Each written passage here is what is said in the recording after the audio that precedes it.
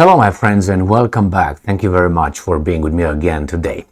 Well, it seems like the economic war between United States of America and China really bursted out in the open by Biden's executive order. I'm pretty sure there were some tensions and some little, pokes underneath the table or some kicks, but nevertheless, right now Biden issues an executive order directly hurting China. And he can claim for national security, he can claim for whatever he wants. It's a little bit too late. But the cat was left out of the bag prior to Mr. Bill Clinton's presidency. Why? Let's invest, let's do the globalization. And now Biden thinks that he's going to teach China a lesson. It's a little bit too late. You don't have too many aces in your little sleeve. Biden, why? Because this economy kind of sucks and those guys kind of don't want anything from us anymore because what we provide is services. And our services are not wanted by them because they can have the same kind of services much cheaper. So what do you send? This. You got about 3 or 4, 5 maybe things that the Chinese want from you. And you want about 3,529,000 and blah blah blah things that you want from China. So the balance of blackmail, economic blackmail, is definitely tipping. It's those guys are much heavier on that one than we have. You have not much to offer, nothing. And that reminds me of a movie. But let me just regarding you have nothing. It was the Batman movie. I can remember.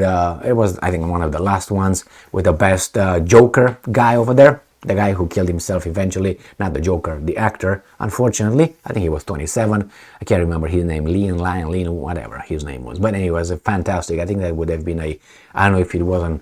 I don't want to say Oscar because Oscar is garbage. But anyway, fantastic. When he got. When the Joker got into the police station and he's interrogated by one guy over there, and then they turn off the light and there's Batman beating the Joker over there. And while the Batman is beating the Joker says, you have nothing to threaten me with. That's exactly, you can watch that video clip on YouTube if you want. I like it because that's true. He said, you got with all your might, you have nothing to threaten me with. The same here. The United States has nothing to threaten these guys with. We have Taiwan. What are you going to do? Invade China? China will take Taiwan eventually because you're far away from China. But anyway, let's go back to this article. Or I have two actually. So let's see what's going on here. So the first one comes from the most trusted C from the news and entertainment. CNN. Today, right, August 10th, 2023, Biden administration announces new bans on investments in China meant to protect national security, blah, blah, blah, blah, blah, blah, tra-la-la. I don't care about this one, but hey, I'm going to this one. I like this one more. The Hill, Biden issues executive order, restricting tech investments in China. So he tries to stop something that's already out of the bag. Too late, baby doll. So let's read a little bit here. President Biden on Wednesday issued an executive order blocking Americans, we are the land of the free, remember? Yeah. From investing in certain Chinese sectors, citing the risk that those investments could spur military or intelligence capabilities. Now? This didn't happen a year and a half ago? Only now we don't like that? And we are, oh my God, those investments? He's trying to do like you do with your child, if you have a child, you try to teach the child a lesson. That's how you educate a child. You train the child like a dog. The dog, you train the dog. The same with the kid. You train the kid. We call it differently. We call it upbringing and all that. Okay, I'm gonna give you an upbringing, my little dog here. The same thing here. Yeah, you teach him a lesson. I'm gonna take the ice cream from you, or you're not gonna go to see Gigi tonight, or you're not gonna go in the park and and play with the other kids in the playground and so on. Basically, this implies that you have the power and the other ones are the kids. But I don't think that's the situation. Actually, I don't think China is the child here. I don't think China is so incompetent. When you trade with another country, you give and take, obviously. What do you think will happen next? China will do the same thing to the United States of America. Let's say China says, we're not going to send any more antibiotics to the United States for 1 month. What do you think the Americans will do? Okay? And not only, I just gave you an example, a crazy example, but that's why I'm talking about, yeah, you're going to hurt them. Okay, they can hurt you just like this directly. It's not going to hurt Biden, obviously, but still. These things occur all the time. The problem is, United States used to, because it still has a lot of economic power, financial power, military power. I would say the greatest in the world, the biggest. You like it or not, that's the reality. If it uses this for good things, then it's laudable. If they use it to dominate and then control and, keep other countries and nations down, that's not right.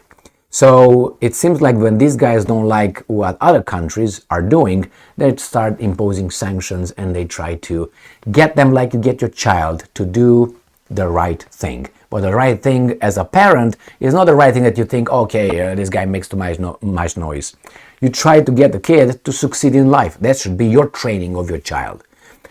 Give all the weapons you can to that child to succeed when the child grows and in his environment wherever growing up. But here is not the same case. These guys want to keep those guys down there forever. It's too late. It's too late.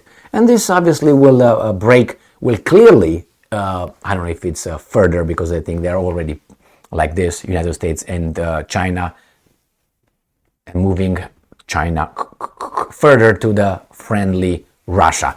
And that's the whole problem here. You can't pick, you can, but it's